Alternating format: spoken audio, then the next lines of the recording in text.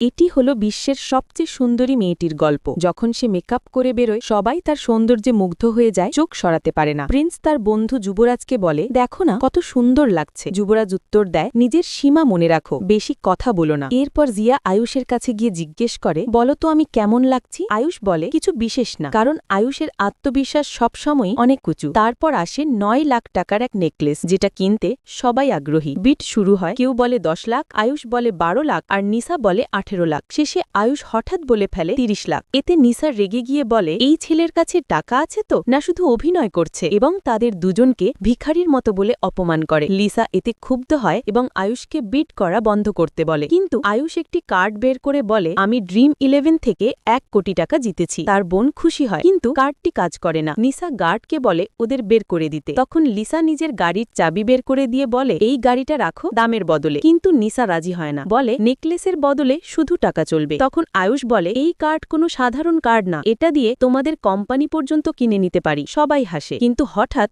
টাকার বৃষ্টি শুরু হয়। সবাই অবাক হয়ে যায় এবং কয়েকজন বড় ব্যবসায়ী এসে আয়ুষের সামনে হাঁটু গেড়ে সম্মান জানায়। তখন লিসা জিজ্ঞেস করে, তুই সত্যিই ড্রিম 11 থেকে জিতেছিস? আয়ুষ বলে, আমি প্রতিদিন 49 টাকা লাগাতাম আর প্রতিদিন 1 কোটি জিততাম। আসলে সে মনে মনে ভাবে, এরা তো জানেই না আমি অম্বানির ছেলে। গল্পের শেষে নিসা বলে, এত টাকা খাকলেও লাভ কি যদি কেউ লাইক সাবস্ক্রাইব না করে? তখন আয়ুষ বলে, কে বলল কেউ সাবস্ক্রাইব করে না? তারপর সে দর্শকদের বলে, তোমরাই এখন সাবস্ক্রাইব করো। সংক্ষেপে এটি এক রসিক ও ব্যঙ্গাত্মক গল্প, অহংকার, সৌন্দর্য ও চমকের এক মজার সংমিশ্রণ।